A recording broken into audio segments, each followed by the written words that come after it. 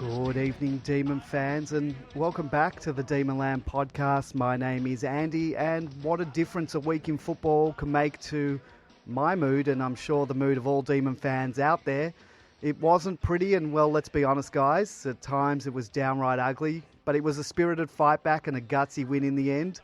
Let's hope that this is the spark that sets up our 2019 season, and perhaps the F word is not out of the equation just yet. Tonight I'm joined once again by my co-host Grapeviney, who is also in better spirits after both of us had a pretty lackluster podcast last week, only saved by the positive contributions of dedicated caller and Demonland poster Bimman, who we hope will be calling in later in the show to offer some more of his insightful thoughts and comments. Grapeviney, have we turned the season around, or have we just steadied a rocking ship ever so slightly? Well, we'll see in the coming weeks. But when you mentioned it wasn't pretty and it was ugly, I actually thought you were referring to last week's podcast and our inability to bring the positive vibes. But a win certainly helps. So, good times. A win does help, but it is hard when you're doing a podcast and you're trying to, like, there was nothing that there was no solutions that I could come up with. I'm no expert, whatever, but it's hard to be positive when what you've been watching was what had been dished up. But different mood this week. Also joining us tonight, back by popular demand, Demon blogger, author of The Great Depression, all things Demon, and AFL Twitter pundit, Adam 1.0, otherwise known as Super Mercado on Demonland.com. Good evening, Super Mercado. Good evening, and let me confirm that the F word would definitely have been back on the agenda had Chad Wingard held that mark at the end on Saturday. Which F word are you referring to? Not the one that we can say on air. Okay, fair enough. Also, tonight we've... Now, before we go on to talk about Saturday's 5-point win over the Hawks, we have a special guest joining us once again. He's usually here giving us the review of the Casey games. He's the brother of the Demons' most recent debutant, Declan Keilty. He's known on Demonland as Drunken167. Welcome back to the Demonland podcast. Thank you very much for having me, boys. So it was an exciting day for you and for your family. Your brother made his AFL debut for the D's. How was the day? Can you give us a little bit of insight behind the curtain of sort of what happens for the debutant and the family and family friends and all that? Yeah, so it all pretty surreal. And looking back on it now, it went way too quickly. So we found out on the Thursday that there was a possibility that the deck was going to play. Goody gave him a call and said Tim Smith had injured himself and there's a very good chance that you'll have to come in. And then obviously got the confirmation on Friday. So that Friday afternoon was just me and Deck just organising family and friends and tickets and access for the rooms and all that kind of stuff. So that kind of took off probably a couple of hours Friday afternoon before we were able to settle down and just sort of get to the routine of, okay, now he's got to just focus on playing football. How many family and friends, what in terms of tickets and all that, can you get as many as you want for that type of thing, or are you restricted? So he was only allowed 20 tickets as the maximum, and we filled them up pretty quick. But I think there was probably 40 to 50 friends and family there in total. Oh, great. We had people from interstate come down. We had a next door neighbour who played for Hawthorn back in the 50s, I think. Yeah. He came down. Like people from all walks of life that we've met, like footy coaches, cousins, family. It was great seeing everyone. So what happened? You organised tickets for family and friends, all that. And what's the next step? You get to the ground and you get to go into the rooms. I saw pictures online on social media of you guys presenting the jumper to Deck. So how does that all go down? Yeah, so we rocked up to the ground about midday, and we met up with some of the Melbourne staff at the Demon shop below the MTG there, and they walked us through the car park and into the change rooms. Goody come and introduced himself, and we're talking to a few of the boys and stuff, and talking to Deck and see how he was going, and then we went out into the actual change room area, and that's where you saw. I don't know if you saw the video of the jumper presentation, and my old man giving a pretty nice speech to the boys that sort of cracked them all up. I'm pretty sure Goody came out during the week and said it was probably the best speech for a first gamer that he's ever heard. So Dad was pretty proud of that. For those who didn't see the video, Drunken, just summarise what your dad said at the jumper presentation. So he kept it nice and short and sweet, and basically just said we're very proud of Deck, very happy for him. He loves playing football, he loves playing for Melbourne, and we're so grateful for the club that he's able to run out onto the MCG and represent the Ds, and it's just effing awesome. And all the boys just went, yeah, and started clapping and cheering, and yeah, it was great. That's awesome. So I saw you you and your family up in the stands. I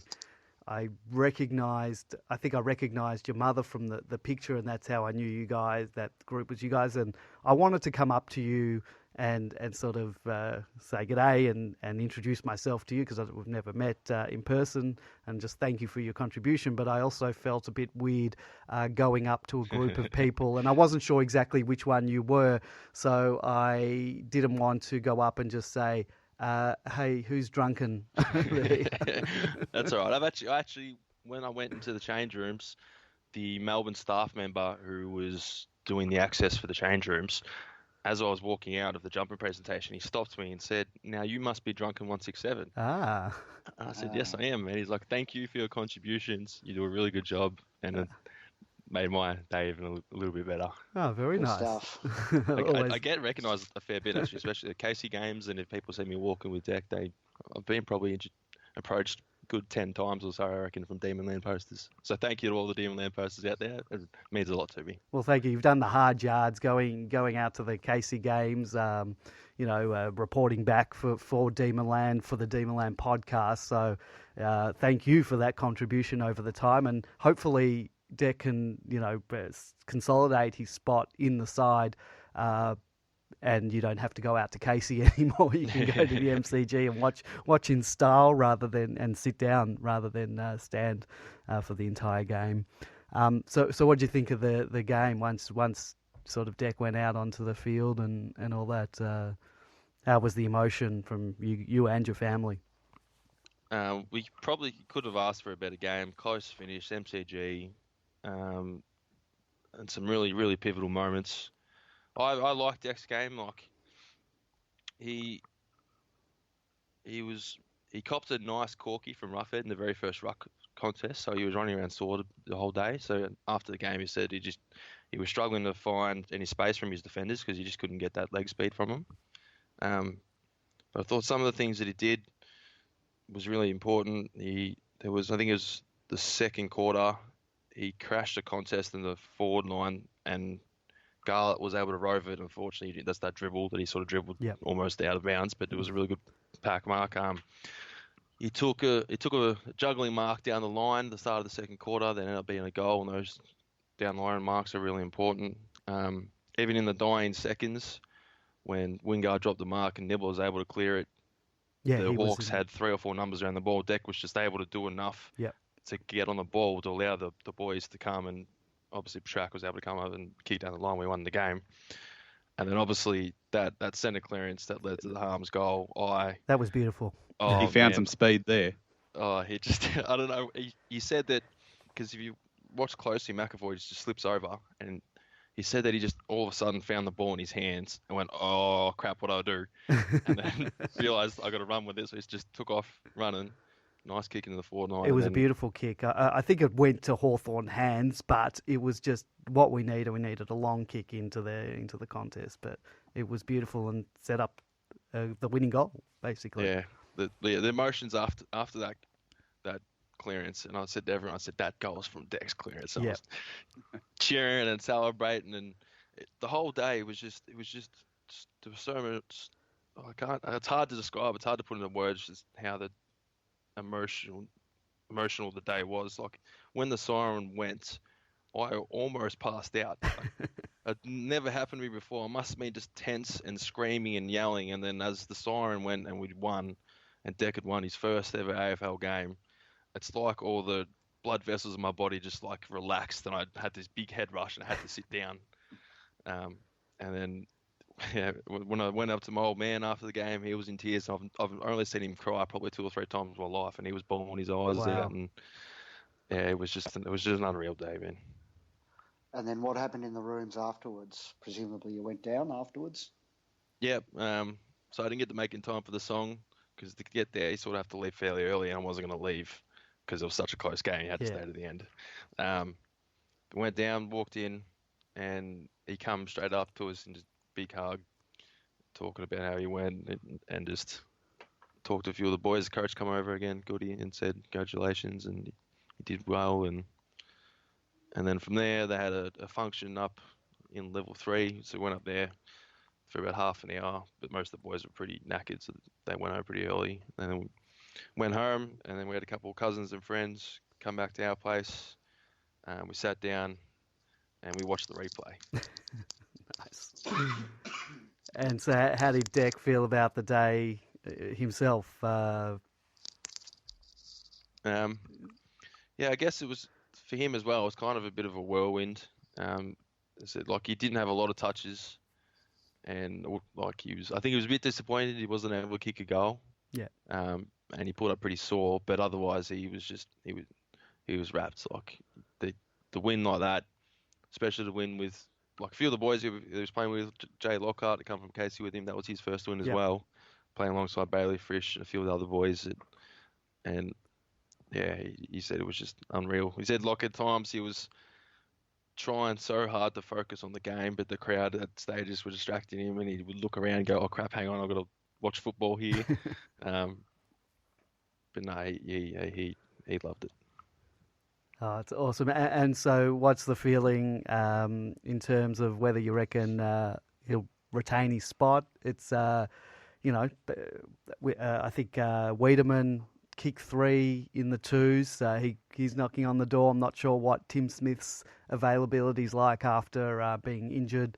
What's the thoughts on whether he'll retain his spot? Yeah, you've also got Bruce possibly to come back in as well. That's true. Yeah, well, so like I've seen a fair bit of talk. People think, oh yeah, he didn't do enough and they should drop him. But it's a bit harsh to drop. Well, he didn't do anything wrong. That's the thing. Like, usually you drop a bloke when they haven't done their role, they haven't done enough to keep their spot on deck. He did enough. He crashed packs. I mean, like, he didn't take any big marks to kick a goal, but like that clearance was phenomenal. He got his hands at a couple of touches, and there was another one where the ball sort of dribbled in the forward line, and 2 Hawks players jumped on it, and he sort of came up behind him and put pressure on him, which allowed Garlett to sweep in through the back. And I'm pretty sure he kicked it to Melsham. He ended up missing the goal. But just like little things like that are really important for the. So I hope he's done enough, but we'll have to wait and see. If he does get picked, are you going to book a plane trip up to the Gold Coast? Fortunately, I'm working that weekend, and probably struggle to get it off. But if hopefully he's still playing in 2 weeks' time for the West Coast game, I'm off for that week, and we've got family in Perth as well that I've never actually been over and seen. So if he's still in the team for the West Coast game, I'll be definitely flying over for that one. Well, we wish you and Deck the best of luck. Hopefully you can get over to Perth. I'm not stepping foot in that state ever again after last year. But yeah, I was very impressed with some of the things Deck did. I loved that last clearance that got us that goal, that match-winning goal, and I wish him all the best. I've probably watched that footage of that match-winning goal, that clearance about 100 times, if not more. Well, if you go on to the Demonland.com homepage, that's what I've been watching. we've got that playing on a loop, so enjoy that. I don't know if you saw the photo that I posted of him and Harm celebrating. No, I didn't. Yep. I didn't see that. I posted, so under the Declan Keilty thread, there's a photo of Harms and Deck just like celebrating that goal. And that photo to me is just phenomenal, because Deck, as a rule, isn't a very emotional guy. He just that's who he is. He's just sort of very reserved and sort of doesn't really show much emotion. But in that photo, the raw emotion on his face in that moment when he kicked that goal, he said the crowd was so loud he could feel the noise on his skin when we kicked that goal. It blows my mind, man. That photo encapsulates what football can do for people. I'm just having a look in the thread. If you go to demonland.com, you can put into the search Declan Keilty, and the thread about him should come up. And I think I can't find it. But anyway, I'll have a look later on. It was. I know that emotion you're talking about, because I think every Melbourne supporter in the crowd was right there with them. There was just great. Oh, there it is. It's on page 8. Page 8, yeah. No, 9. Page 9, but it might be. It might be page 8. Yep. Because I'm seeing a linked post to it. That's some great emotion right there.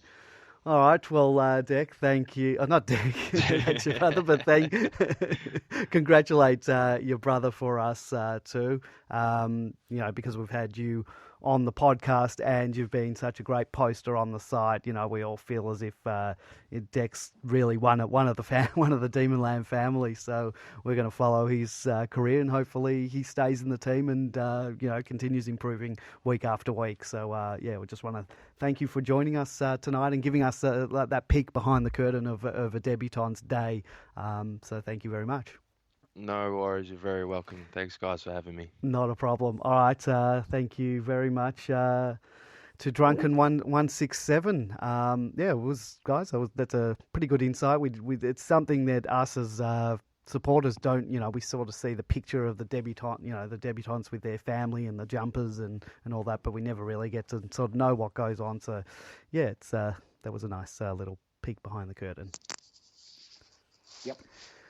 We didn't get the traditional sneaky hidden camera footage of the debutant being told he was going to play his first game due to the late change. So that's a bit disappointing. They might have to do one for his second game. Yeah, I actually really like those type of videos. It's the same type of videos as those returning heroes from war that come and surprise their kid at their birthday.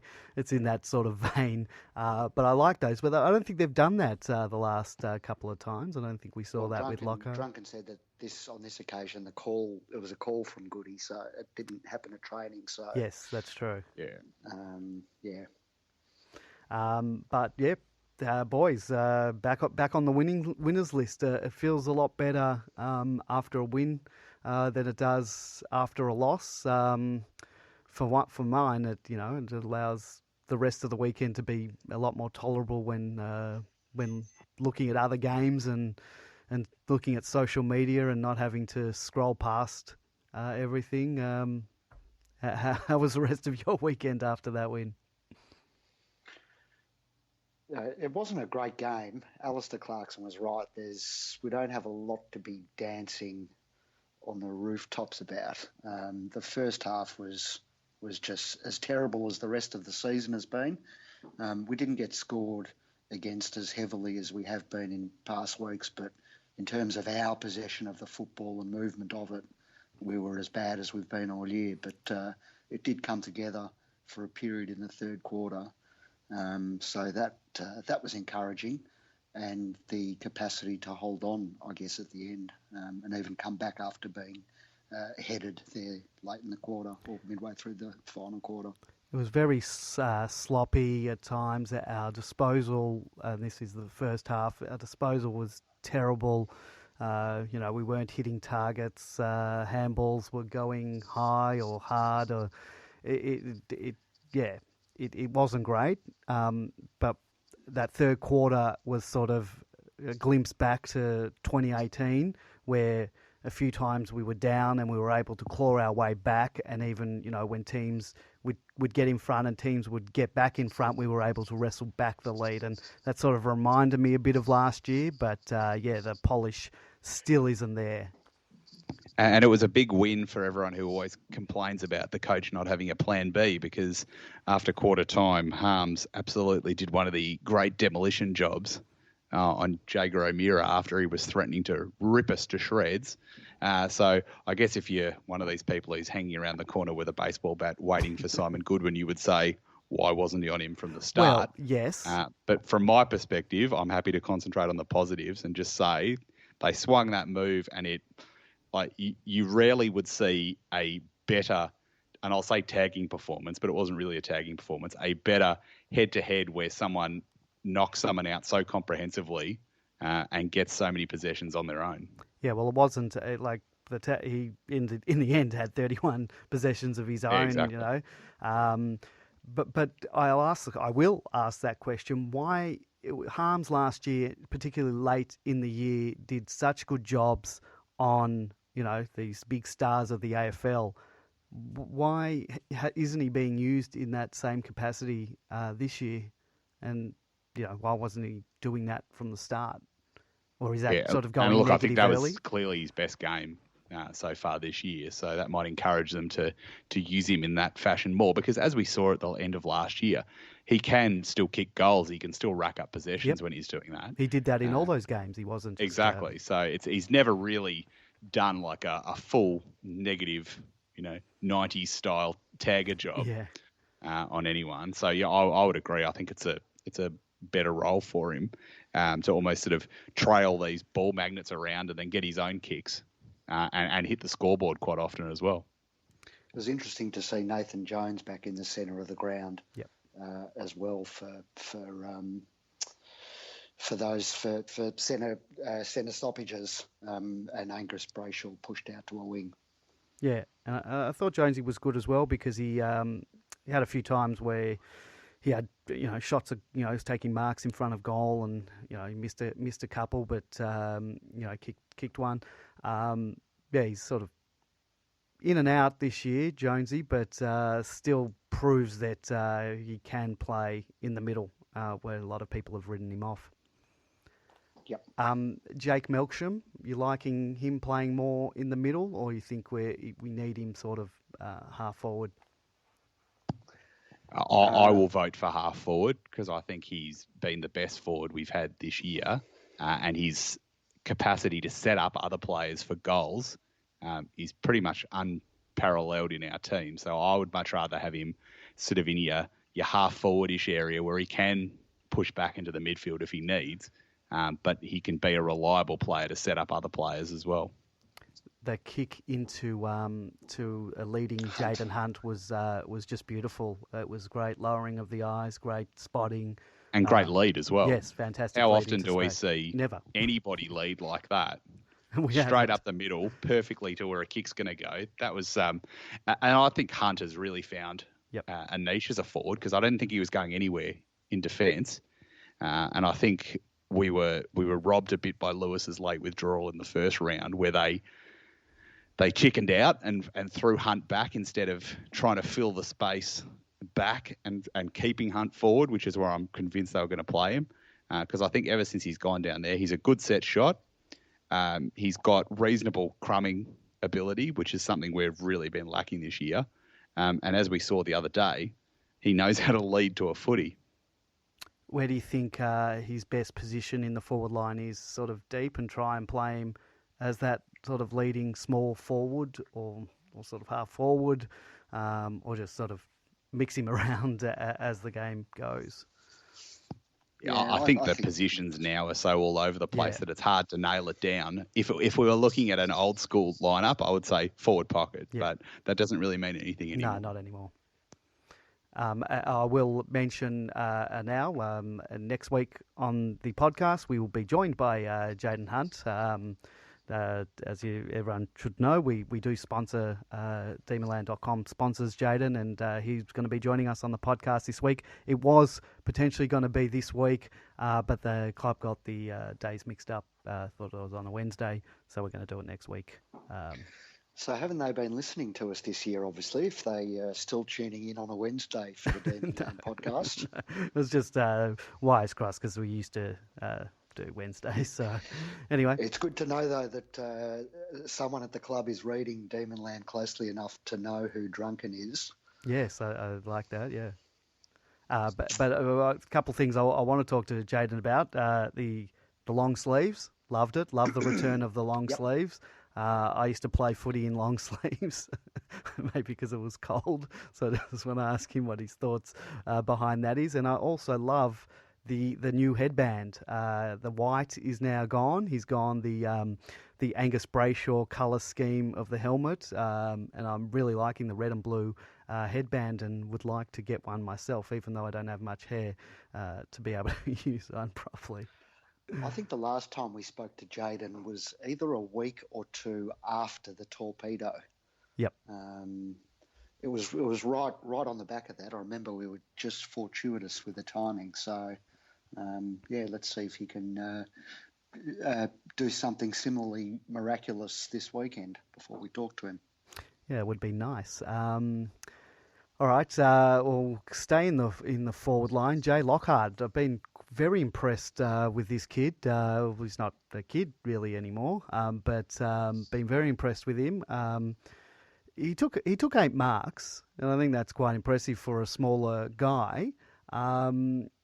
Plays like he's a short guy, but he took a mark sort of out on to me, that was the far wing, half forward. And he took it arms up straight. And he actually plays a lot taller than he is. Been very impressed with him.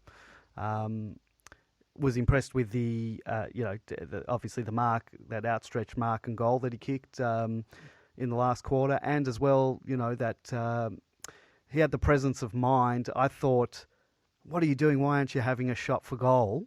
And I wasn't thinking, oh, well, maybe he's... obviously he was trying to milk the clock and kick it to someone to milk the clock again for another 30 seconds. So that clever thinking by him, because I was sort of screaming, have a shot for goal. I wasn't as keen on that. It lacked if you remember a couple of years ago, the first time we pulled that off, and it was Lewis and Alex Neil-Bullen, and it effectively left Lewis, I think, whichever one ended up with the ball in hand at the end, within range to actually have a shot. Whereas I think this time, as we saw, the kick inside 50 wasn't great. The contest against the kick inside 50 was terrible. And I don't think he got to milk as much time as possible. I think he got called to play on quite quickly, because it was he tried to claim, I'm going to have a shot. Yeah, well, he pointed. You're kidding, aren't you? You're about 60 metres out of the boundary line. I think he was within range. 50, 55. Yeah, I think he was in range. What's the call? Does it have to be in the 50 to be considered? Well, that's the question. I don't know what the actual rule is, but once you do that sort of suspect sideways kick, I think you probably open yourself up to the suggestion that you're not interested in actually having a shot. I think if that was in the second quarter, midway through, he would have let him have that full 30 seconds to have a goal, and the umpire made a call that it was late in the game. So that, to me, that's not fair. Yeah, the problem with that contest is, as Super Mikado said, that there was no contest when Melksham's kick came in. It pretty much went to the right spot, if not being a little bit sort of low and flat, but it was all Hawthorn. I think McAvoy took the mark, didn't he? So should he have had a shot at goal, or do you think he was obviously trying to milk another mark so we could milk another 30 seconds? I don't know whether it was a tough kick. He was a fair way out and on the boundary. So, but he deliberately put it where he did to try and hopefully we get him. Oh, I've got to call that down. Deliberately kicked it into that space, hoping we'd take a mark and milk another 30 seconds. That's what I think. Yeah. Well, I mean, if we took a mark there, the person would have just gone back and presumably smashed it through for a goal. So that would have been fine. I reckon we defend better against kick-ins than we do against rebound 50s, just in general play. So that's what was going through my head when Lockhart was there and he kicked it sideways. I was like, I would so much rather be defending a 6-point lead from a kick-in than a rebound out of the 50. And then next thing you know, bang, it's going back the other way. Well, that usually happens to us. Those rebounds usually result in a goal, and this year have been resulting in goals, and that's been part of the problem. And look, all's well that ends well. We got the result in the end, possibly fortuitously. Well, we almost got buckenarred by bloody Wingard at the other end. Well, it wasn't just Wingard. There was a blatant free kick there. That was the Frosty tap. And how Melbourne would that result have been if he had been pinged for that throw, and then they kick a goal from outside 50 to steal the game off us? After he'd saved us, yes, he did earlier with that 3-on-1. Yep. Where he turned Scully so severely that Scully's probably still up to his knees in the MCG turf, trying to be extracted as we speak. That would have been highly ironic if he'd been pinched for that free, but it would have been completely fair. Yeah. We do have a caller joining us, our good friend Binman. And before you come on, you mentioned Scully, Super Mikado. I can't get the dollar sign effect in talking, so you just have to think when I say it, think of a dollar sign instead of an S. He still cops the booing. I must admit I'm a bit guilty of that, and I think I'll do that. I don't boo necessarily players in particular, but him I think I'll do for the rest of my... should we still be doing it? Should we still be holding this grudge? Of course we should. Why not? What's your thoughts? Correct. I had one opposition fan telling me he's moved clubs, so you should. It's like, and in response, it's like, so if your wife cheats on you and then she moves on to someone, a third person, then you just go, oh, fair enough, she cheated on me. It's ridiculous. And I must say, I wouldn't boo him, but I would yell all kinds of foul and offensive abuse towards his decision making 7 or 8 years ago. Yeah, big man, are you a booer or are you a bit more polite at the football?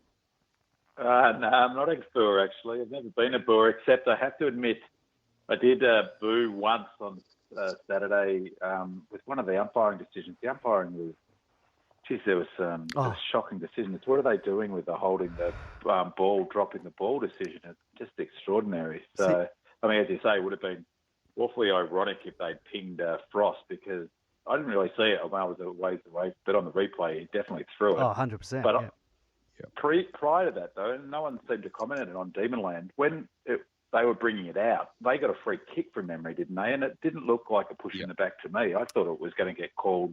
Initially, watching it live, I thought, here's a chance for dropping the ball here. Are you talking about Burgoyne with Jones? Yes. I think it was Burgoyne. It was. Not only that, you know what? It was pushing the back, but only because he dropped his knees and got milked a professional free kick. And players like Burgoyne are, professionals at doing that. Yeah, and that's and I thought that was a critical bullshit incidental contact one. Go ahead, Binman. Oh, sorry, no. That was, it was obviously a critical time. Yeah. But there was any number of them all day. I was just, as I said, I don't really boo. I mean, Scully doesn't bother me so much. It's, I don't quite have the same reaction, and he wasn't particularly effective. His running would have been handy, but I did love it when Frost. I don't even know how he did it, but he turned and it looked as if Scully kept on running the other way, thinking Frost was just going to turn into him and even give it to him. Maybe he had some thought that Frost was perhaps still playing with him, and because he was going to give him off, maybe because he was a Giants player. Did they play together at the Giants? Yeah, they would have. Yeah, I think so. So maybe he had it in his head there. There were so many incidents of incorrect disposal on the part of Hawthorn players that just didn't, they'd just drop the ball and it was just play on. And then we had a few where we got jumped on, no prior opportunity, and got pinged for holding the ball. It's just. What about the incident as raised by D. Zephyr in the chat room of the when the 50 wasn't awarded in the last quarter? Now there's two but I think we all know exactly which one he's talking about. Why was that not paid? Did the umpire not see the Hawthorn player kick it away? No, he said that He accepted the excuse that the player couldn't hear the whistle. Oh, come on. I heard the whistle. That's piss weak.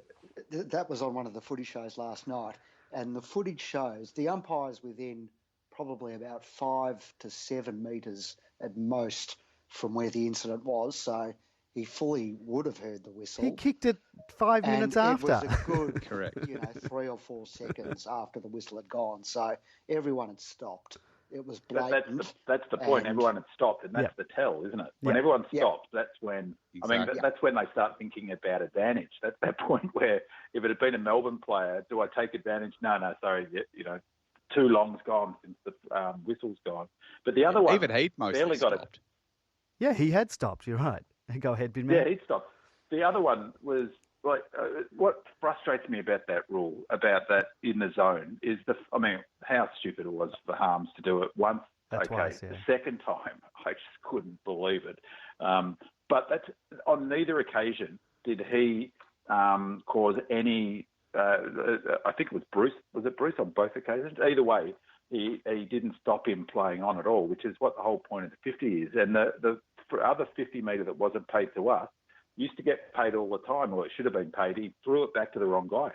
And then that's an automatic 50. And that would have taken us inside 50 for a shot. Yeah, go ahead, Viney. Well, I think the problem with the Harms infringement is that I'm pretty sure he was pinged for it in round 1 against Port.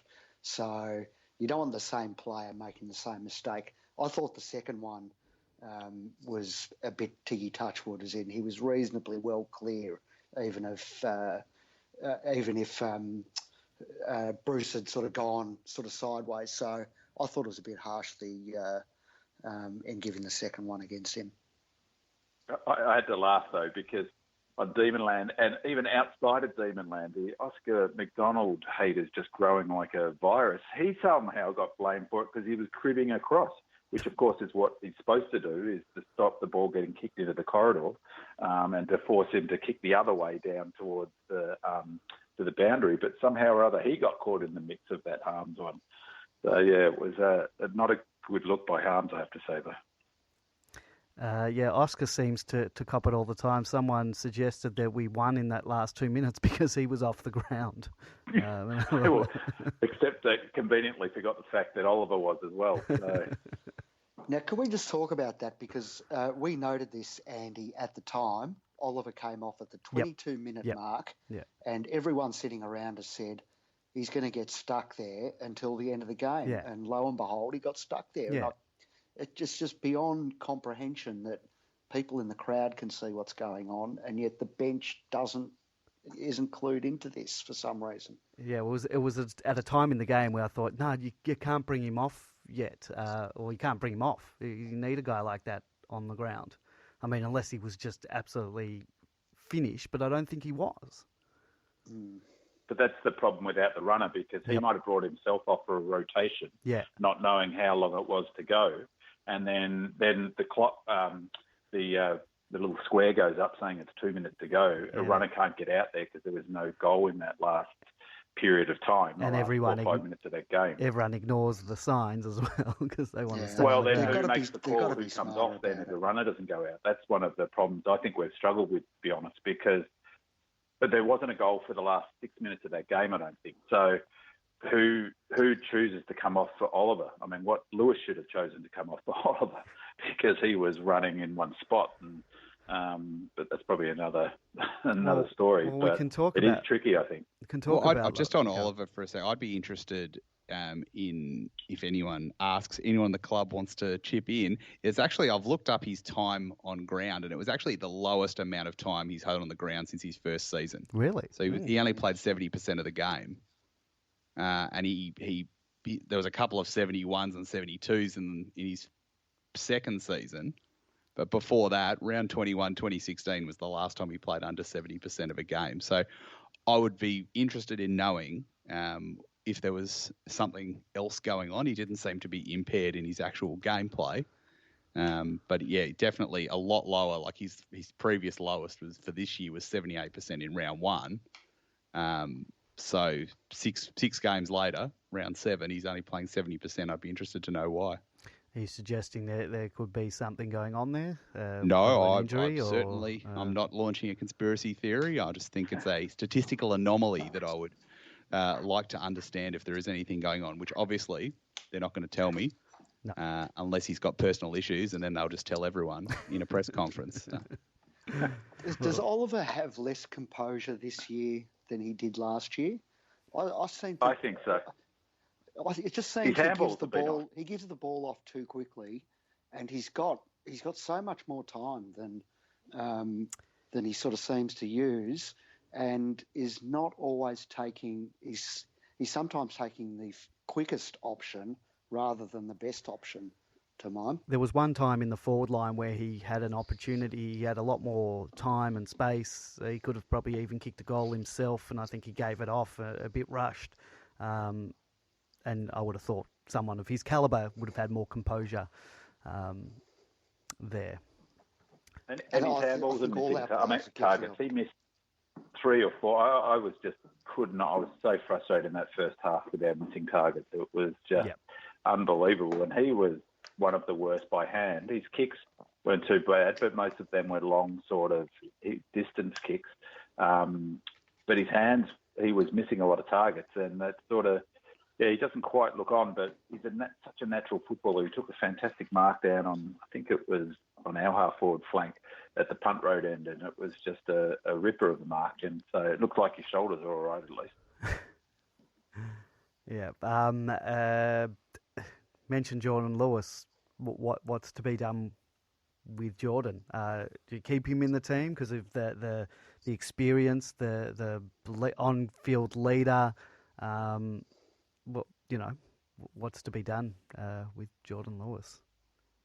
Does anyone want to take on that one? I'll just ask the question of if I would like to drop him, and in fact, I would like to say to him, "Thank you for your time. Here's an assistant coach job for the rest of the year, and go play at Casey if you're interested."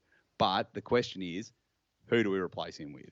That's what I need to know. I almost think if Jeddah was there, I'd be comfortable, and by the time Lever comes back, I feel like I might be comfortable. But at the moment, I don't know. I just think I really wonder what the options are, given that we're so limited in our depth. Yeah. I agree. I think that now's not the time.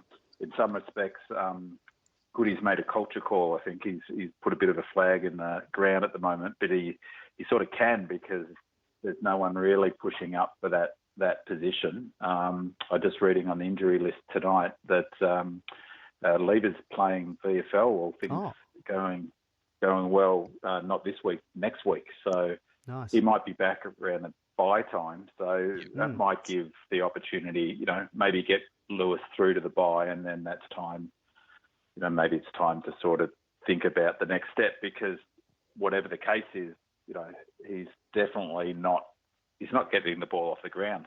He's not getting down. And I saw a contest down. I was sitting on the wing, and a contest where he elected to run it over the boundary line. The one where Oliver gave him some sort of quizzical question, and he easily had time to collect it.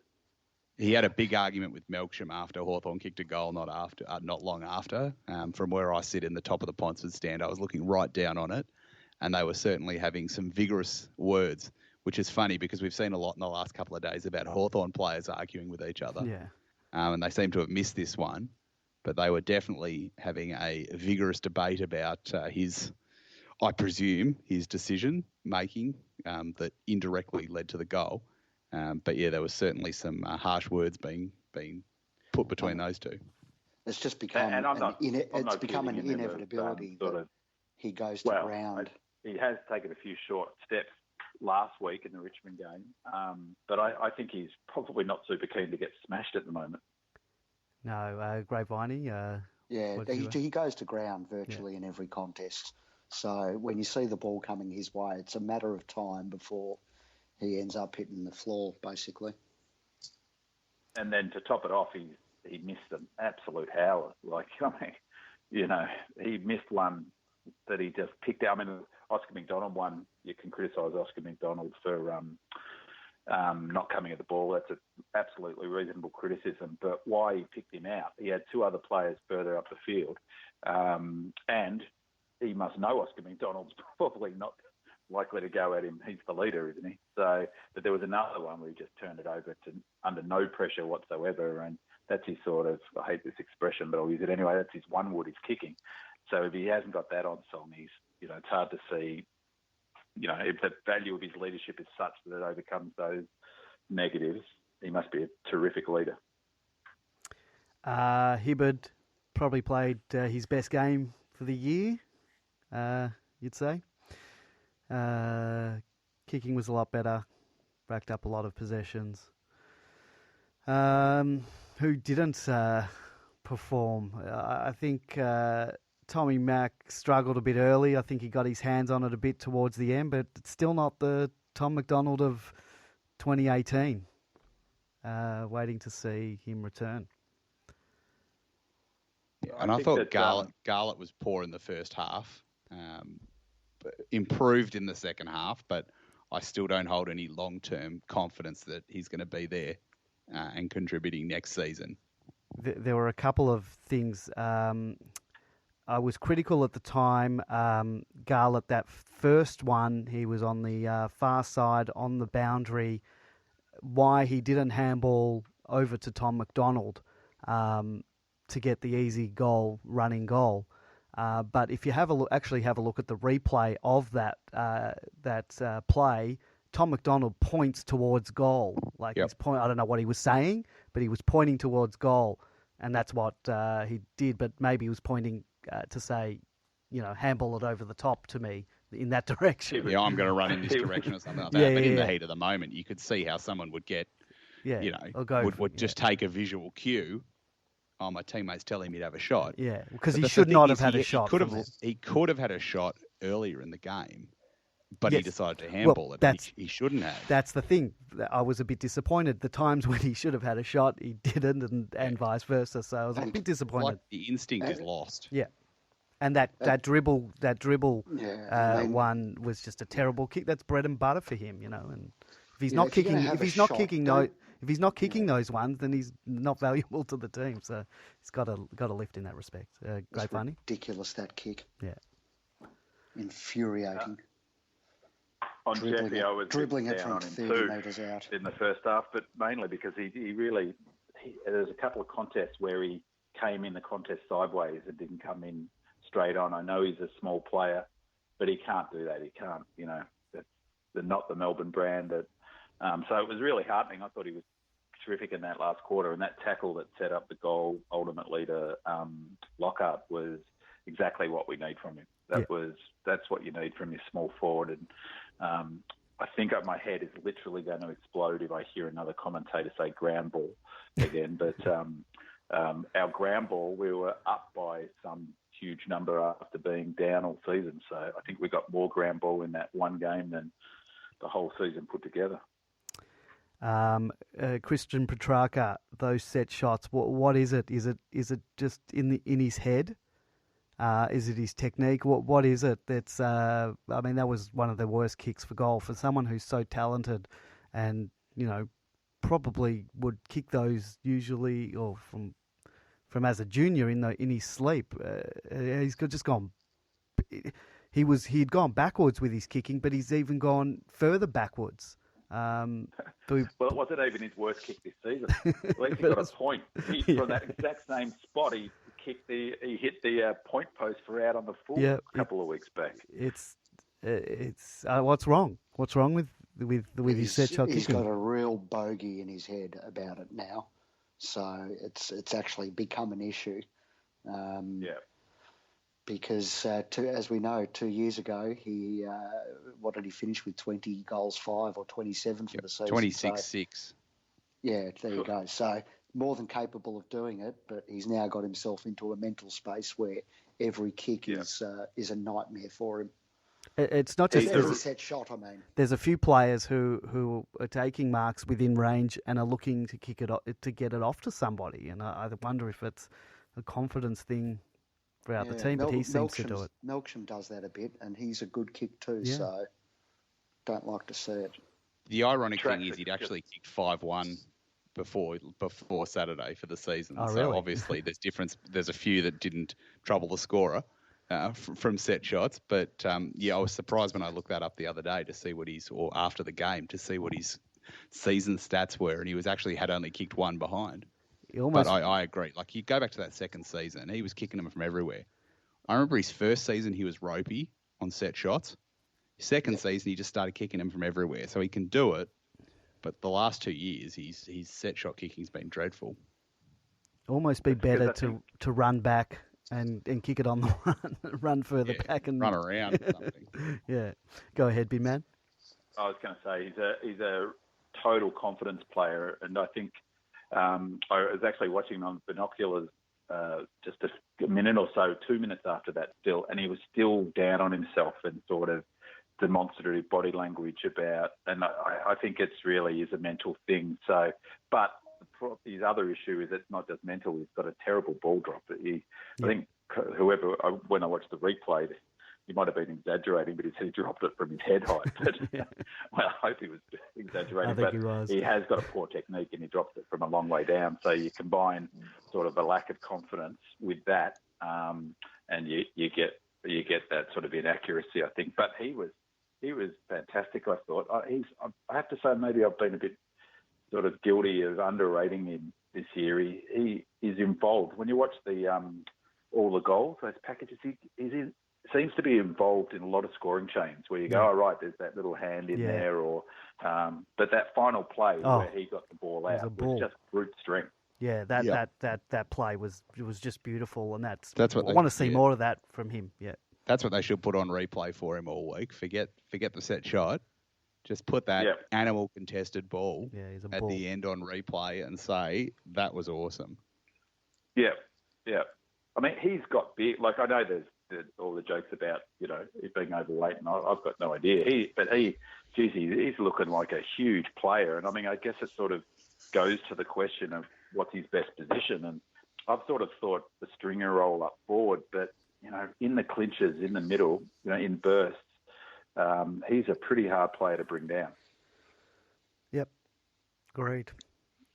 Anyone else you want to talk about? Any other players, good, bad, ugly? Before I sign off, I just wanted to, you mentioned Hibberd, and I thought he was fantastic, and it was so pleasing to see. I've harped on this before, and I'll go back to it, but it's the fitness issue. You can see that he's running over the ground a bit better. His weapon is being able to run 20 metres and then releasing the ball. He was doing that, and he really, I forget who he played on, but he really played him for a break, and was actually quite an important player off rebounding off the half-back flank. And I thought Tommy McDonald started to show signs, and I think give him another 2-3 weeks of training and playing. And, he's not far away from his best, I reckon. And then sort of the final thing, I thought Lockhart was terrific, 23 possessions. And he seems to have a pretty cool head, the way he plays. And so I think that, we've got some players coming back in the next 2-3 weeks. Viney back in 2. Tim Smith is available, but I don't think will come in for Declan. May 3-4 weeks. Mitch Hannon, 2 weeks, says on the injury list, which is fantastic. Jay Kennedy-Harris, 2 weeks. Corey Maynard only a week away. I don't know what injury list you're looking at. You must be looking at the positivity injury list, because the injury list I've got here, unless it's been updated since I looked at it this afternoon, tells a different story. Maynard. I've got May 3 7th, 5:41 p.m. Okay, so they have updated it from I've today. seen this one as well. But it's got Maynard 3 weeks. But anyway, Maynard's not knocking on the door yet. Mitch Hannon, 2 to 3 weeks. Jay Kennedy had us 3 weeks. Yeah, so it's they have updated from this afternoon. Nice to see some injury counting errors in our favour for once, because for the rest of the season it's been going the other way. Well, Joel Smith is still 6 to 8 weeks, and I think we'll talk about that situation a little bit more shortly. Big man, you can stay on the line if you do want to at the moment. So I'll leave that up to you if you want to stay on and talk about a couple of the other issues we'll be talking about in a minute. Happy to stay on, but if someone else is going to call in, just let me know and I'll jump off. Yeah, I'll do that. I'll put out the number. Stay on the line for the moment, and if someone else calls in, I'll unless you're talking at the time, I'll unceremoniously dump you. But the number to call if you do want to join the show, if you're listening live, 039016 3666. That's 039016 3666, or you can Skype us, Demonland31. Just search for us. Should be able to find us. All right, well, we'll move on from that game. Can I just give you my underrated highlight of Saturday? Was Hawthorn's cheer squad. Yes. Recognising that the date was May the 4th. Yes. And thinking we're going to do a Star Wars gag because no one's ever done one of those before. And then they've sat down and they've created a banner that says, May the Force be with you. Instead of May the 4th. 4th be with you. Yes, so they've actually gone and created a banner with 2 Yoda clip arts on either side. And they've actually botched the punchline in a 6-word gag. Did they? Congratulations to the Hawthorn cheer squad. That is possibly the worst thing I've ever seen in my life. Not the only mistake they made on the day, but did they put the Yodas at least in a Hawthorn jumper? Nope. No, they never do that. I'm just looking at the picture of it now. They're even like not on a yellow background. Oh. It's like when people do PowerPoint presentations and they don't know how to use the transparency button. Yes. And then it almost fell apart as well. Well, that's what I was going to talk. They opened up their banner way too early on a wet pitch on a it wasn't pouring with rain, but it was a bit of spitting happening. And the banner fell to shreds, and Grapeviney and I, way back in the day, what's our theory on when the banners fall apart? Well, the whole club falls apart, the whole club. basically. It happened to Collingwood in the grand final. Look what happened to them. It's just a bad omen if your banner falls apart before they run through it. So thank you, Hawthorn cheer squad. And Super Mikado has put into our chat room a picture of their banner. It looks terrible. I didn't know your chat room software was going to turn my extremely long and stupid URL and actually put the photo up. So that was good. Well, there you go. We have some good technology happening there. Anything else from the game anyone wants to bring up before we move on to other more pressing news? The scandal hour. How good was it to win? I mean, good Lord, it was a fantastic energy in the G. At least where I was sitting, it was fantastic to get a win, and it would have just been, it's a funny thing if we'd lost. The difference in energy. This week for the first time, I've watched the footy shows again. Yeah, I've read the newspapers. Look at social media, all that. Particularly, Super Mikado, you might be able to answer this. Of late, we're usually on the other end of a close loss for us. So, when was the last time we won a close game? Oh, I was trying to think actually. Probably the West Coast. It would have been the West Coast. Oh, the West Coast, yes. Game in Perth. Yep. At the MCG. And then before that, us being at the ground. I need to consult my my favourite website, AFL Tables. Well, under 10 points. Yeah, we lost to Sydney. We lost to Geelong. We lost to St Kilda. We didn't win anything by under 10. Yeah, we always lose those. We're always on the wrong end of those close games. And so our last one win by under 10 points before this was the Carlton game with the original kick backwards shenanigans, shot clock rorting. Oh, round 16, 2017. Yeah. And funny, in that bracket of weeks, we actually had a 4-point win, the Watts game on Queen's birthday. We had the 3-point Tom McDonald extravaganza at Subiaco, and then we had that as well. So there was 3 within 5 weeks where we won by under 10 points. But I want to get back to just winning comfortably so I can enjoy the game. I'd love to thrash someone again. I really was starting to get into thrashing people. Yes. All right, let's move on. There was that incident, that crowd incident after the match, which I guess it's, the club sort of cops it when it's a supporter who does it, and club sort of unfairly cops it. It's not a good look, but there's nothing really the club can do about that. And I must say, it's never a good way to respond with violence. But and let's leave it apart. But I was always taught, not taught, but I know if you're going to knock a beer out of someone's hands, you might expect to get something in return. And I'm not saying anyone should respond that way, but I would never do that. Now, there is the question of the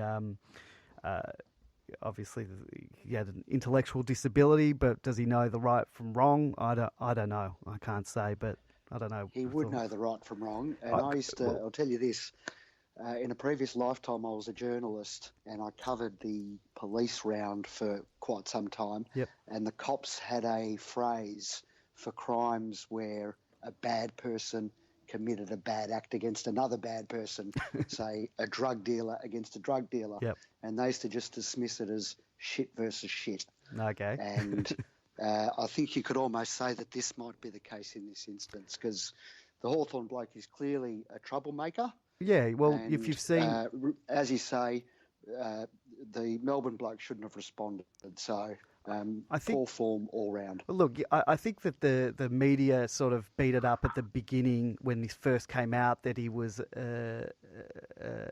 he was handicapped in some way, or that he might have been more intellectually handicapped than maybe he is. And I'm not going to... I can't judge because I don't know the guy, but I've seen the Hawk TV, and that Hawk TV is not affiliated with Hawthorn, is it? It's just a fan production.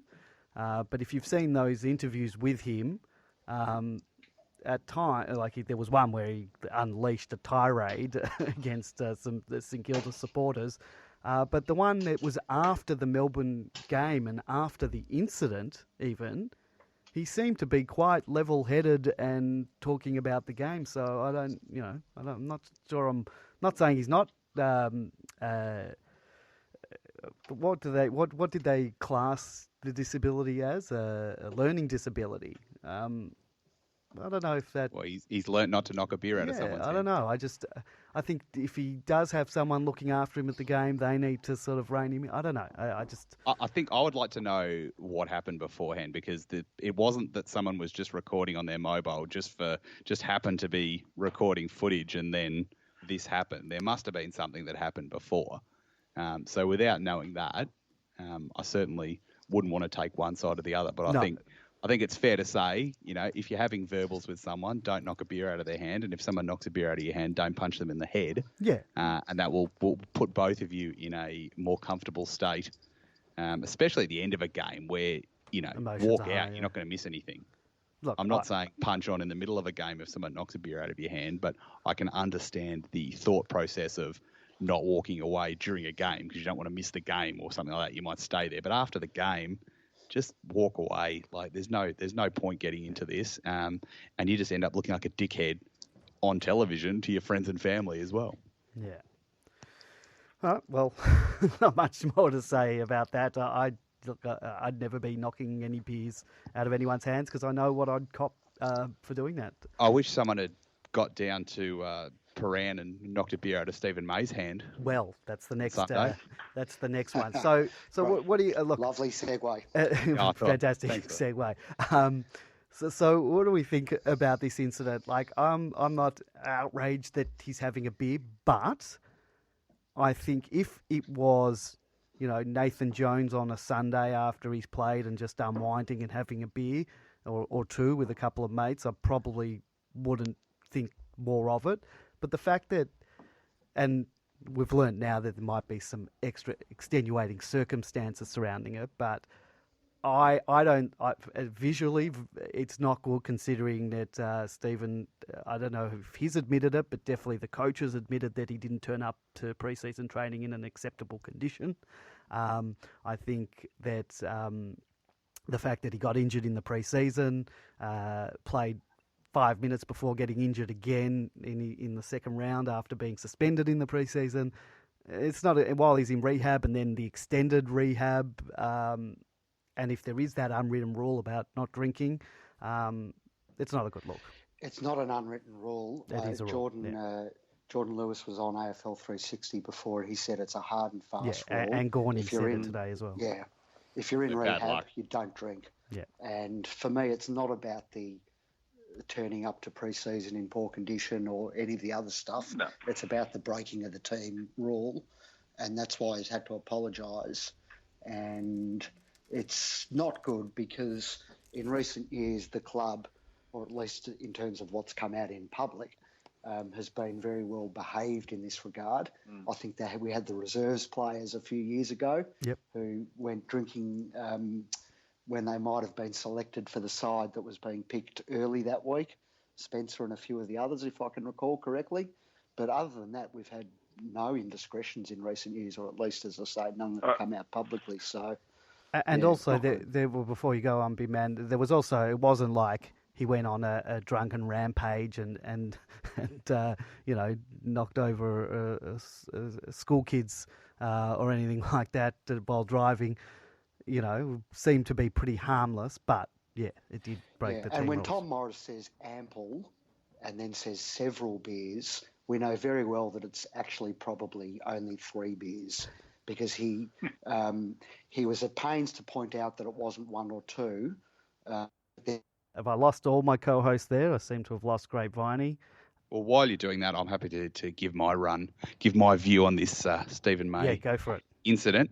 Look, at first, the very first report that came out suggested that there wasn't actually a team rule against drinking in rehab, which I thought was weird because I know they're different regimes and we've been through a lot of coaches since, but Daniel Nicholson getting pinched for drinking while he was in the rehab group a few years ago. And at that stage, I sort of thought, look, it's shit, and they need to have a word with him behind the scenes, but it's not that big an incident. I didn't think it was kind of, symbolic of someone who'd thrown their hands up in the air and was preparing to just play out their career for a paycheck. But I think when it came out that there actually is a rule, that's when I just lost all sympathy for it. I know they've played the personal issues card, which is sort of I'm sure it's true. I would never suggest that the club would make something up like that to take the heat off themselves. But even with that, I think if there's a hard and fast rule, then you break it, you pay the price. But I would just prefer that it was all kept behind closed doors. I would really have liked the club to just come out and say, we're going to deal with this behind closed doors. Don't ask us any more questions because we're not going to answer them, than coming out and sort of saying, oh, yeah, he's got personal issues and he's had to apologise to the playing group. I just think that's access gone mad for the media. I almost think it's like, geez, we just want to stop these journalists from calling us. We're just going to tell them everything. Whereas I thought it would have been a lot more control just to say, yes, we understand that this is wrong. We understand that there's broken team rules. We're going to deal with it behind closed doors. And he's not going to speak to the media. And I know they're going to hijack him walking through a car park or something like that and ask him. But I just thought we were a bit hasty in throwing the doors open and telling everyone everything when it could have just been handled behind closed doors. Well, look, we don't know what this personal thing is, and I don't want to speculate. But yeah, the club. I thought it was out there that he'd split up with his missus. Oh, okay. Or is that incorrect? I have no idea. I didn't know. I'd seen that around, but okay. I didn't want to speculate if that's not true or whatever. It's not speculate then. Yeah, it's not. It's none of our business anyway. I don't think, and it's not our business. Not our business to spread it or whatever. So and look, it could be completely wrong, and I don't think that's. Breakups are never fun, but that's not a hugely extenuating circumstance, is it? Breaking up is kind of like part of life, really. Yeah, and look, look, I understand why. supporters and even the players themselves might be, pissed off with the breaking of the rules. Drunken's just saying pretty harsh on May that the personal thing that happened to him would definitely cause me to want a few drinks. So perhaps he was wronged. Yeah, look, we some way. we don't know. I don't want to speculate. No, and we'll leave it at that. I don't want to. But I think the club invites the speculation by bringing this up. Like they think they're taking the heat off him by saying he's got personal issues. But that makes us want to know what the personal issues are. Now people just be making everything up. Yeah. By tomorrow he'll have done everything under the sun. He'll have done September 11. People will just make up anything and people will believe it now. So that's why I found it a bit, I won't say disrespectful, but like I said, I think it was just a real rush to try and please the media by just telling them everything when, like I said, if they just said, yep, he's stuffed up, we're going to deal with it behind closed doors. Yeah. And even if they came back in 2 days later and said he's been fined or we've tacked a week onto the time he's going to be out as a suspension or something like that, fair enough. But I think they've really done him a disservice by treating what is a pretty minor thing like a major event. The problem with your strategy there, Super Mercado, is that they haven't penalised him, obviously because of the extenuating circumstances. And so to come out and say, yeah, he mucked up and then not penalise him, it then becomes a bit hard to marry it all up without knowing the context of why they've decided not to come down too hard on him. Yeah, well, I think that's the case. That's a tricky just say situation. We're going to deal with it behind closed doors. Thank you for your time. And then you don't come out and say we've punished him, you come up with some bullshit token punishment that looks like a punishment but it's not really, or something like that. But now I just think they've done the guy a disservice. It's not like he can just go back and play footy this week to take his mind off things. He's still out for. I think it's been handled poorly. Yeah, he's still out for 3 to 4 weeks. I mean, they could have just said we've fined him for a week, and he just comes back after 4 weeks anyway when he was meant to.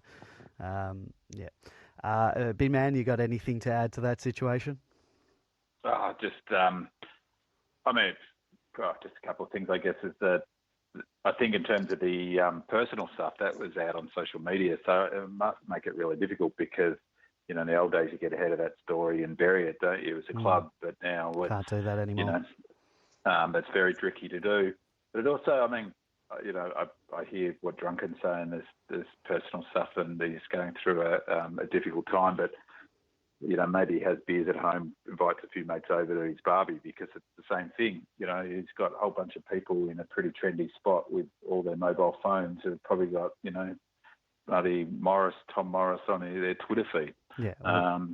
And that fella, I wouldn't think he'd want to ask for an interview at anyone at the club at the moment because he also dropped the story. I know it was in the Herald Sun, but there was a Fox Footy report from him about the Shaun Smith criticism on Facebook of the injury of the injury management of his son and more broadly. So, that combination of those things is a real frustration. But just with May, I'd say, I was really down on him for getting reported. There was, big debate that I remember on the podcast as well, but it was a silly act, and it's he hasn't really he hasn't made that right since. And, I understand if he's got stuff going on, but as I said, invite some mates over to you. No doubt he's got a nice place on $700,000 a year. He's probably got a nice outdoor area. He could, put some tunes on and chill out there with his friends there. So, but hopefully he comes good.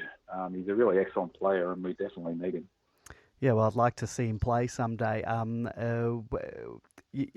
think we've seen from videos that have leaked about from Jesse Hogan, sort of out and about at Melbourne and at Freo.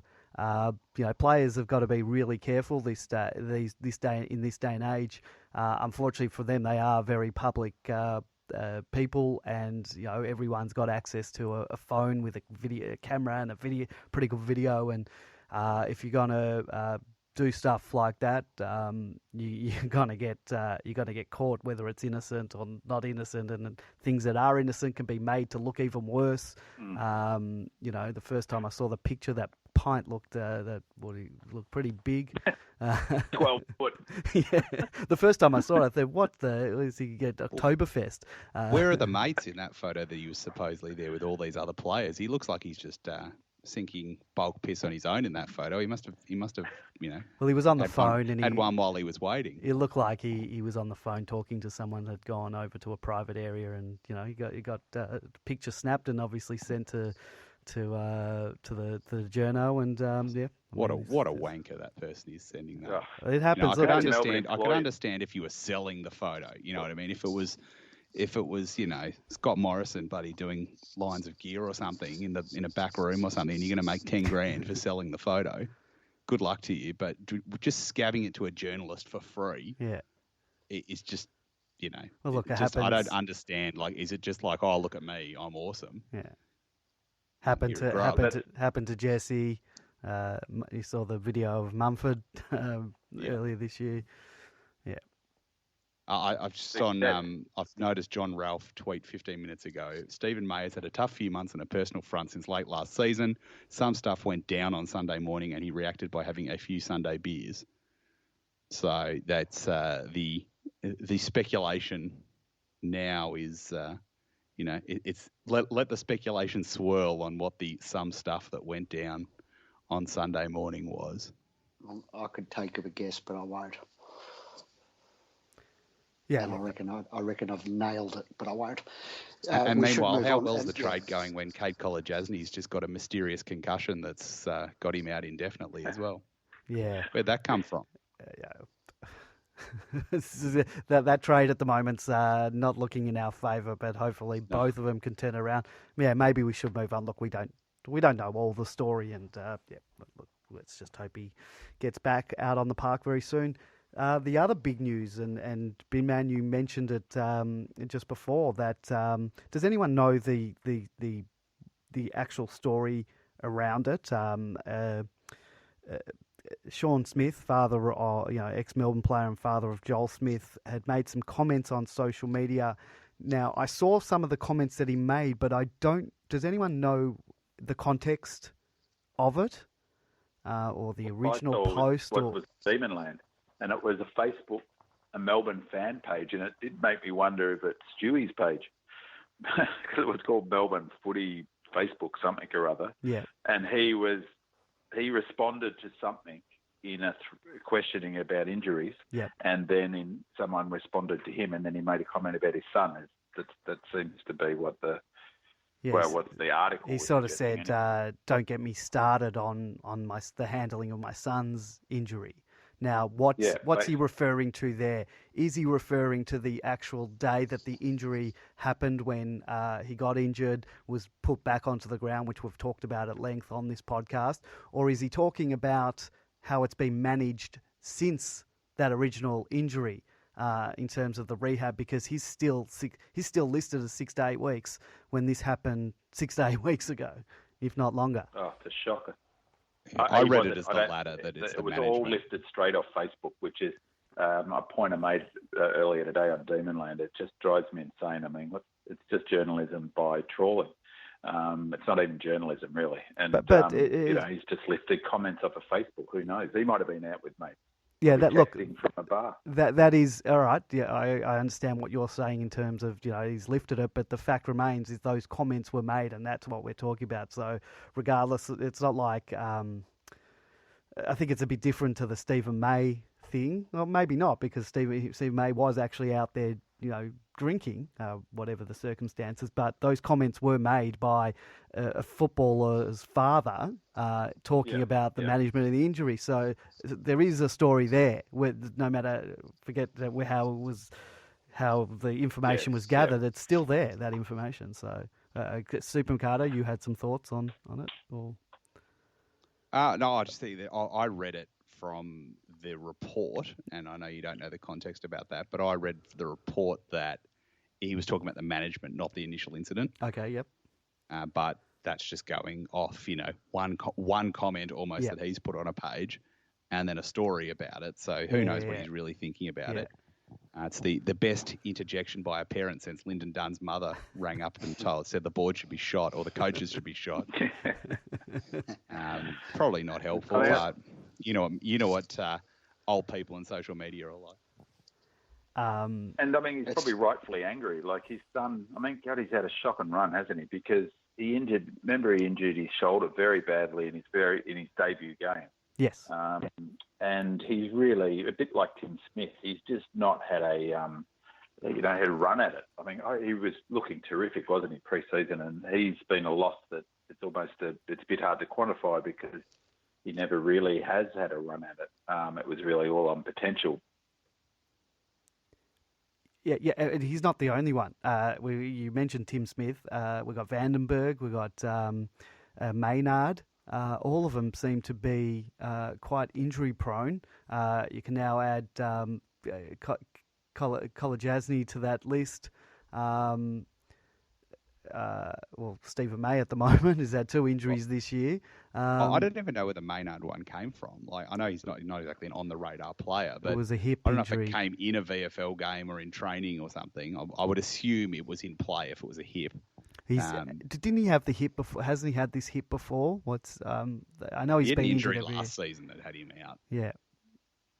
All year. He's sort of in that unusual position of he's played one game in 2 different seasons. So kind of hoping he comes back for at least one game this season and can bloody set a record for being the only player to play one game in 3 consecutive seasons. The Herald Sun article mentioned... It was a hip last season, sorry.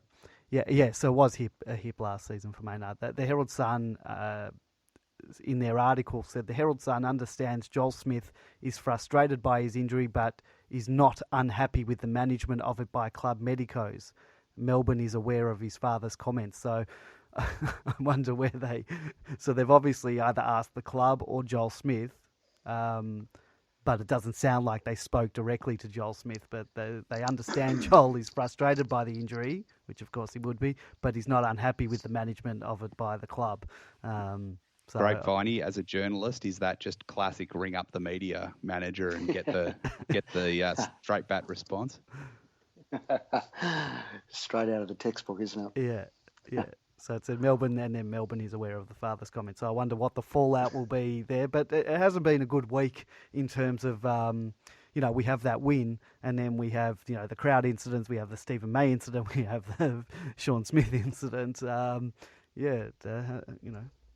Hasn't been a good news week for the Demons, and at least we got our drowning of Christian Petrarca before the game. That's what I was going to bring up next.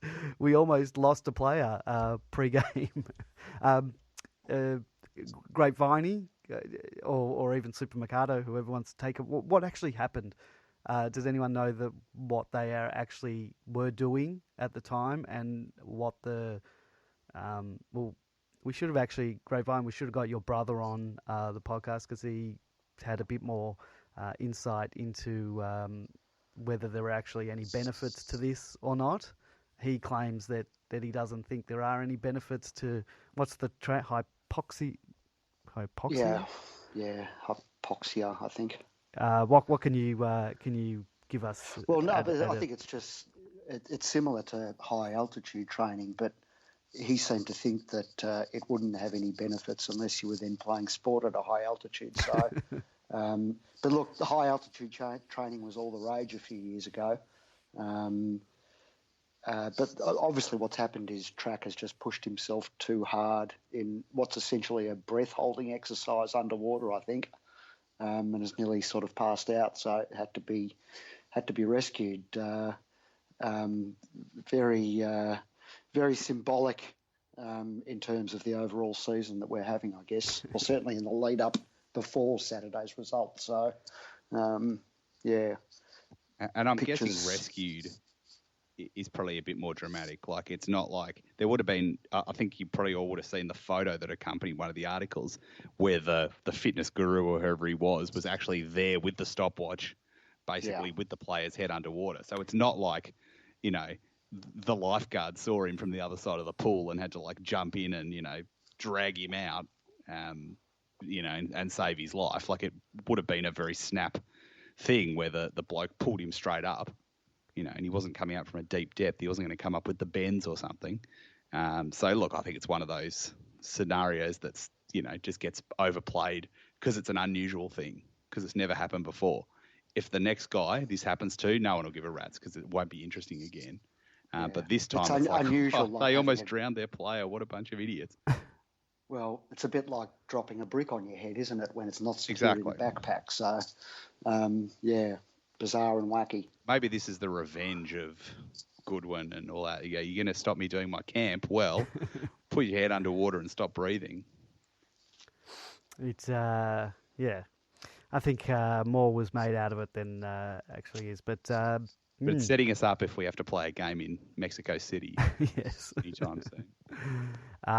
Bin Man is now in the chat room. He kept getting disconnected, so he's going to sign off. Thank you for joining us, Bin Man. Blame it on my internet, but anyway, we'll push on.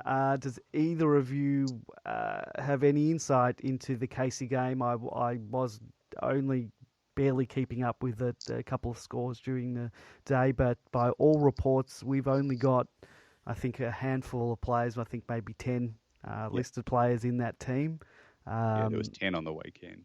So I think who's pushing in that team? Is it just Wiedemann, or do we have anyone else that's ready to go? I think the other ones that are ready to go are Smith and Bruce. Oh, well, they're not in the coming team. From outside. They're coming from outside Casey at the moment. But in that team, as far as I know, there's been some good things said about Petty, but then there's been some average things said about him as well. So I don't think he's smashing the door down either. But it doesn't look like anyone's really, screaming for a chance. I'm looking at this report that Casey from Casey put up, and he has Wiedemann listed as 2. I thought he kicked 3. I thought it was 2-3. I read. Oh, 2-3. Okay. Same thread. I think Whispering Jack came back and actually corrected later what Casey had posted earlier in the day. Okay. I think so. I think I posted onto the Demonland's Facebook page that he kicked 3. So apologise to anyone thinking that Wiedemann was back in town. He only kicked 2. The other, I noticed Baker kicked 2 goals. I'm not sure how he actually played. I'm just going by the fact that he's kicked 2 goals. I wonder how far he is away from maybe debuting and whether he will debut sometime this year. Said he had 15 kicks, 5 handballs, 5 marks, 4 tackles, 99 Dream Team points, and the 2 goals and 1 behind. So wouldn't mind seeing him. He's got a bit of pace. I think it just depends how the season goes. Like if we get on a bit of a roll, I would say less likely that he's going to get a game. But if we, absolutely 100% confirm that there's no way in hell we're going to make the finals, I think that's when you'll see people like him start to get a go a little bit prematurely just to see if they're worth sticking with, especially a second-year player who they do have the option of delisting at the end of the year if they want to, or they go to the Hunt Keilty sort of thing and give him that extra third year just to keep him on the list and give him further development. But I think he's more likely to play once the season is 100% gone. Yes, well, let's hope the season isn't 100% gone, especially not this early in the season. Super McCart, I'll start with you. Your changes for this week. Do we go the route of not changing a winning team, or we? I had, with the greatest of respect to Keilty, I had Prusy and Keilty out. Yep. But I did think that he didn't look overawed, and I think it's one of those performances that might buy him another year. And I don't say that disrespectfully, but just you got to move people at the end of the year. Now I reckon Lewis was gone. I reckon Kennedy Harris will go. So it's not like we're going to be short on 3 people to get rid of. So I think he might have bought himself a chance, certainly to play again this year, but also a chance for next year by just really showing that he didn't dominate, but he did do good stuff.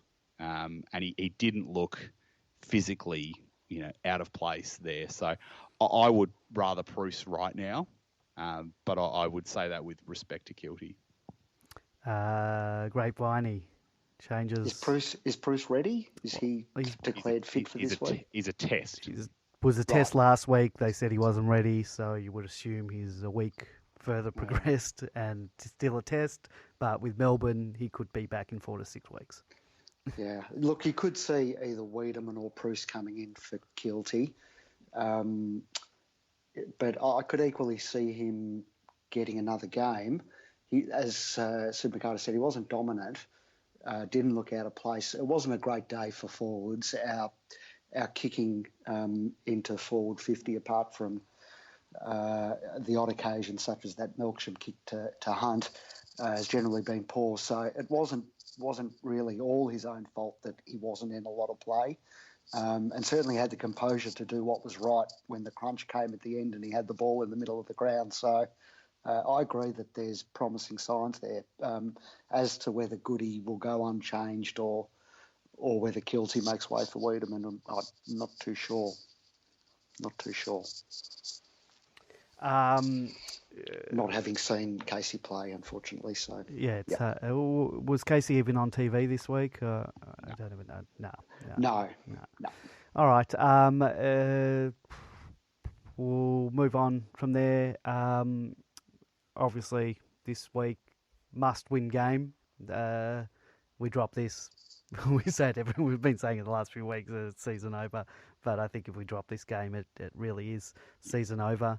For us, especially with what comes the week after. Next 2 weeks, we've got tough games, and if we can win this one, not banking a win. I'm not that confident that I can just bank a win against any team these days. But if we can win this week, we've got 2 tough games. We've got to go to Perth the next week, and then GWS at the G.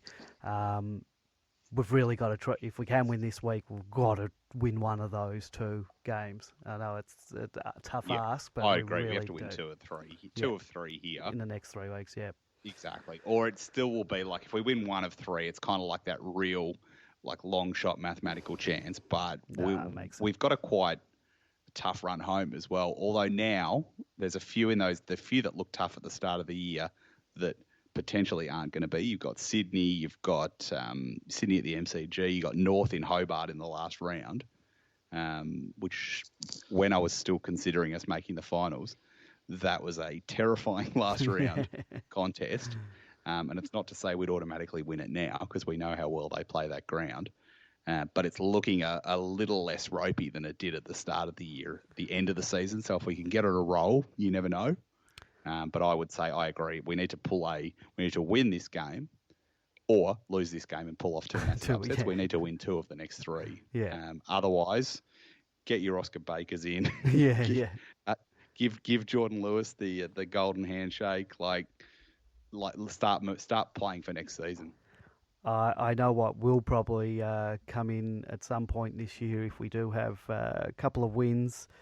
Your Bradbury plan might come back into full effect. I was told that somebody overheard a Bradbury-style scenarios being discussed on their way out of the MCG the other day. Whereas at the moment, it's a bit ropey, really. Apart from sort of Carlton and North, it's hard to know. And then at the top end, GWS, Collingwood, Geelong.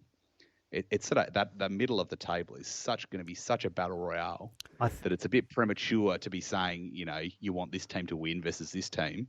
I remember last year I was all in on Port Adelaide. I had Port Adelaide in my can win every week bracket, and then they just went through the floor. And by the end, we actually wanted them to lose. So it's a bit premature for the Bradbury plan, but I'm hoping very much that in a couple of weeks we'll be in a position where I can bust it out. We will probably want sort of the top 4 or 5 teams just to win every game for the year, and then all those middle of the road teams just beat each other randomly, just exactly. And your Carltons and your Norths can get a couple wins. Let's assume Carlton, North, Gold Coast are the bottom 3. Yeah. That they're going to pull off a surprise win here and there against those middle of the table teams. Because we might need that help. Yeah, look, it might be one of those seasons. Well, last year you had 3 teams win 12 games and miss out. Yeah. It might be go the other way. Yeah. And you're going to get a bunch of teams. You might get 5 or 6 teams all sort of stuck together in the middle on like 11-11 or something like that, and that's our best hope. But you know what? That's when percentage is going to become a factor. So we better start smashing something. If yeah, that's right. So let's win. Let's win need to first. Look to the 1995 Brisbane Bears, or was it 1996? I can't remember.